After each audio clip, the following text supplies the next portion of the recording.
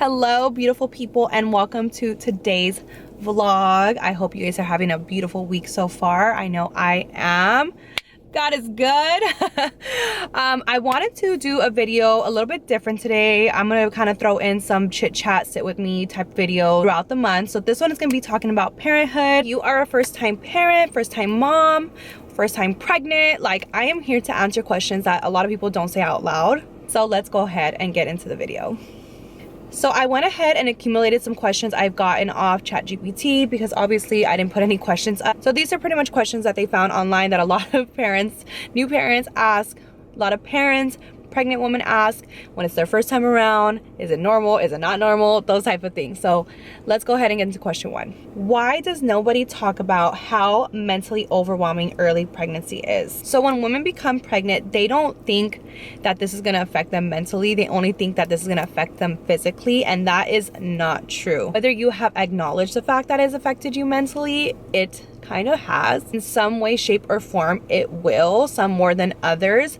But I know this time around, my pregnancy has definitely took me on an emotional roller coaster.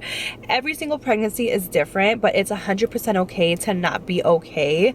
Just make sure that you have an amazing support system and that you're not drowning in those thoughts that are normal, but just know that there are people out there to help you, and these feelings will go away eventually. Pregnancy depression and pregnancy anxiety is 1000% real, so just make sure you're doing the things to keep you happy, that keep you healthy, that keep you moving, that keep you out in this beautiful world, so that you're not just trapped inside. Especially as a stay-at-home mom, for me, I think that was my biggest struggle, is that I was always inside, and the beginning of my pregnancy I was always sick. So I kind of just got like that cabin fever where I was just like, I'm never gonna get better, I'm gonna be stuck inside the house, I can't do anything for the family, yada yada yada. Now for me, in my second trimester in pregnancy, it has gotten a lot better. Okay, next question. Is it normal for pregnancy symptoms to come and go, and why does that scare us so much? One thing I can tell you is I'm also a frequent Google searcher, and it's normal, especially with ChatGPT now. I stay on there. But yes, pregnancy symptoms are gonna come and go. I'm 23 and a half weeks pregnant, and I still get nauseous. I still get morning sickness. It's not as consistent as it was in the beginning. Just know that if you call your doctor, it's okay, especially as your first time mom. Call them, any concerns, anything that you have questions, call them, ask your mom friends, ask your mom, ask your tias, like ask people that are around you and see if they know if this is common. But there are so many pregnancy symptoms that doctors do not go through with us in the beginning of finding out our pregnancy, and it kind of sucks that we have to figure it out ourselves. But just know there's an answer to everything. Try not to spiral and let the Google doctors tell you what's wrong. Next question. When does pregnancy actually start to feel real for you? So I think for first pregnancy, for me, it felt real as soon as I found out I was pregnant, because it was first baby. And after that, like, I didn't have really any symptoms. Same thing with my second one. I felt pregnant the first time I found out, and then after that the symptoms never came. They both were boys in the beginning, so I never got symptoms with them, which is crazy. Now along with my third pregnancy, and it's baby girl, I feel everything, and the symptoms are insane. So it's gonna differ for everybody. It's normal to feel detached. It's normal to feel like, when am I gonna feel baby? It's normal to be anxious on when's that first ultrasound so I can actually see the heartbeat and things like that. Like, all those things are gonna be normal, but it's different for everybody. For this pregnancy, I was pretty detached for a while. Even when I found out I was having a girl, like, I was just still not believing it, because it just wasn't reality for me at that point. But just recently, I want to say like 17 weeks pregnant, I started to feel like little flutters. And then recently, like the past maybe month, she has been kicking like crazy, or moving around like crazy, and it's definitely feeling real for me, and I'm getting more emotional when it comes to it. So everybody's gonna feel that click different times. But one thing I do want to throw into is, when you have that baby, you can go in a state of either shock or either just like disconnecting from the whole experience. I know with my first one, I disconnected. Like, I was very detached from the whole situation. I didn't cry when he came out. I was, obviously happy, and I just like, taking it all in. But since it was my firstborn, like, I was so detached from the situation. I was like, oh my God, my body just went through this. And also because the epidural and like everything started to fade, and you know, I had to get a gas mask on so they could help me breathe. It was just a whole episode. So every pregnancy is different. I'm not saying that to scare you. You know, you'll be in good hands at the hospital. So every situation's different. My second pregnancy, I was super like emotional. I was like super involved in the whole giving birth. So I don't know how this one's gonna go third time around, because it's scary. Birth is scary. And I think regardless, like, just know things are normal, and again, just rely on your mind to get you there to point A to point B, to make sure that you are ready for the pain. I'm sorry. And also that your partner and your, you know, whoever else is there to help you get through that. So okay, another question. Why didn't anyone warn us how lonely becoming a parent can feel? So I don't think lonely is maybe the correct word. I think more so like isolated from the real world and like your friends that don't have kids. Social media is a big, like, I know social media like can spiral with you. I know with my second one, I had postpartum depression, and it was really crazy because all I saw was everything going on with COVID, and then also my friends are going out doing things, and there's things that I can't get involved with, and or going into spa and having dinner, like little things. Like I couldn't just get up and go anymore. It's like you are isolated because you're taking care of a beautiful little baby that you just birthed, and it's a blessing, yes, but those feelings are 1000% valid.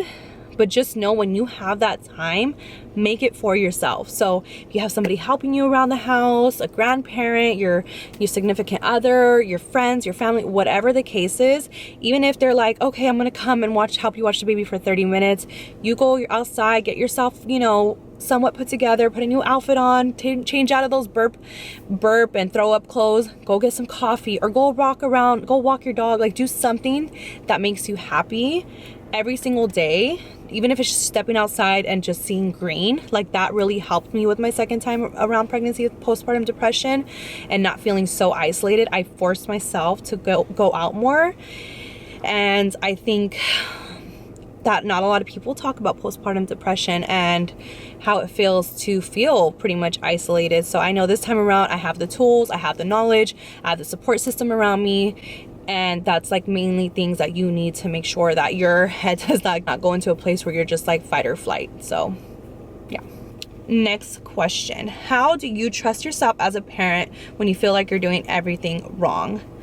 Oh, the mom guilt, the parent guilt. OMG. I'm gonna tell you right now.